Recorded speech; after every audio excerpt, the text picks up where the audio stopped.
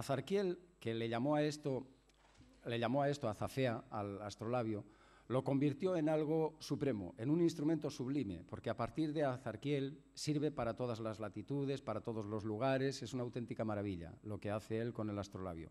Unos avances importantísimos y más aún, Azarquiel hace las tablas sobre las que luego se apoyarán las tablas toledanas, las tablas alfonsíes o las tablas como queráis llamarle, ¿no?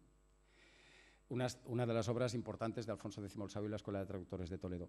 Azarquiel, además, tiene el mérito de haber descubierto, cuando Ptolomeo era toda una autoridad y los planetas se movían en órbitas circulares concéntricas, Azarquiel descubre, por observación, que Mercurio tiene una órbita elíptica. Esto es importantísimo, ¿eh? Estamos hablando del siglo X o por ahí, de Azarquiel. Entonces, ya del siglo XI, perdón, es Azarquiel, sí.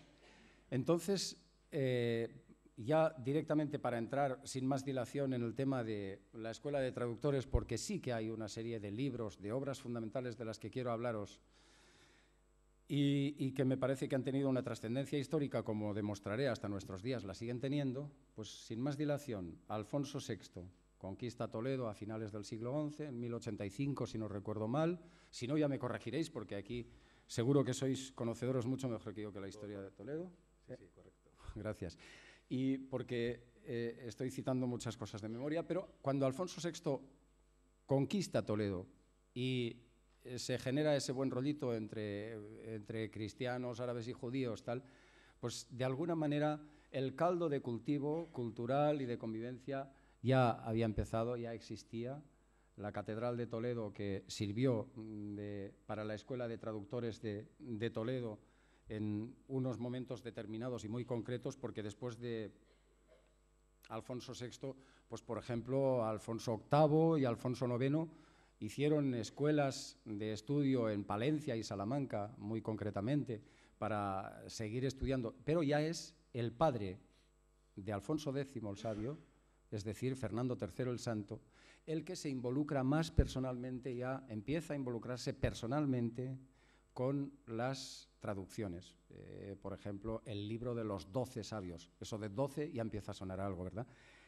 Y luego viene Alfonso X el Sabio, que es el que definitivamente se implica. Antes que él, sí hay que destacar una figura, y por eso pongo la catedral también, la del arzobispo Raimundo, que sí que apadrina muchas de las obras de traducción y es un personaje clave en esa etapa de transición que he estado contando hasta llegar a Alfonso X el Sabio. Lo que pasa que con Alfonso X el Sabio, que vemos aquí, ya entramos en una historia totalmente distinta. Alfonso X el Sabio tiene una sensibilidad exquisita por la relación del hombre con el cosmos, sabe que somos una medida del cosmos y él quiere descubrirla por muchos aspectos, porque es un hombre de una gran cultura y porque tiene ese interés, pero también porque interesa para su reino, para cuánto tiempo va a durar su reino, cuánto tiempo va a durar su vida y muchas otras cosas por el estilo.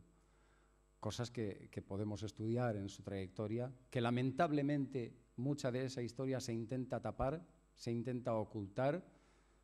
Los libros del saber de astrología, como originalmente se llaman, se conocen habitualmente como libros del saber de astronomía, cuando claramente son astrológicos, y hay un largo etcétera que podríamos comentar. Pero lo importante es, y además aprovecho el estar aquí para que nos atrevamos a descubrir esa vertiente astrológica muy sana, muy culta y muy constructiva que tenía Alfonso X el Sabio, y a sentirnos muy orgullosos de ella, porque él mismo defiende en el libro de las 7 partidas, en el artículo 23 de la partida 7 concretamente, incluso defiende administrativa o jurídicamente a los astrólogos y a la adivinación por los astros.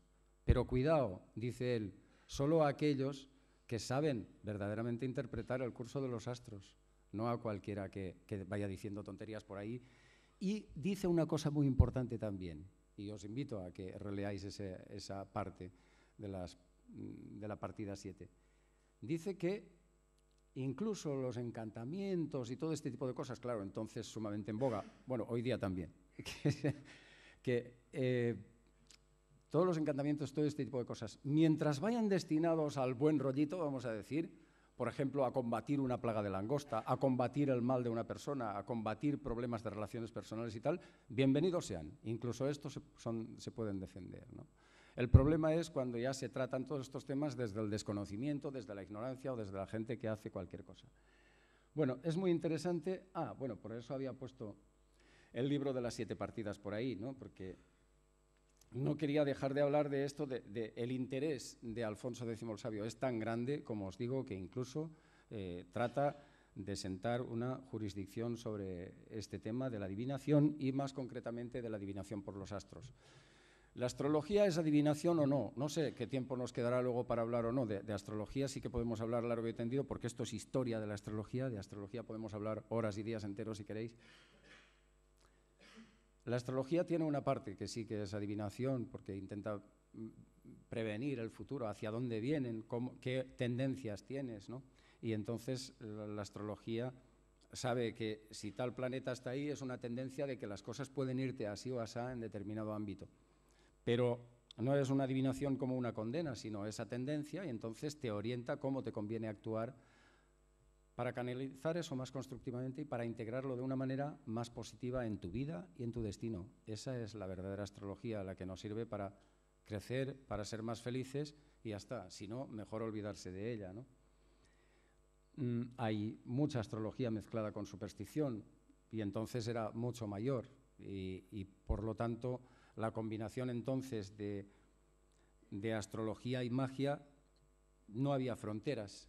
De hecho, tú hoy miras muchos de los libros fundamentales de la Escuela de Traductores de Alfonso X el Sabio y en los que algunos se involucró personalmente el rey y ves que está totalmente combinado, totalmente mezclado. No había una auténtica cultura astrológica, sino una cultura de trasvase, de traspasar conocimiento, porque todos esos libros que Alfonso X el Sabio manda a traducir del árabe, en realidad los árabes ya los habían recopilado. Muchos de ellos venían incluso de los caldeos. Por ejemplo, el Lapidario, que es uno de los libros clave, ¿no? Luego hablaremos. Bueno, libros del saber de astrología. Esta hoja que os presento aquí es muy bonita. Como veis, falta la parte derecha que está arrancada. Los libros del saber de astrología en realidad es un códice que hay unos 221 pergaminos que están actualmente en la Complutense de Madrid, ¿no? Pero que se han hecho de todas las cosas que hizo Alfonso X el Sabio, que por cierto, tiene tanto él como Azarquiel, tienen 2 cráteres en la Luna, quiero decir que cada uno tiene un cráter a su nombre en la Luna,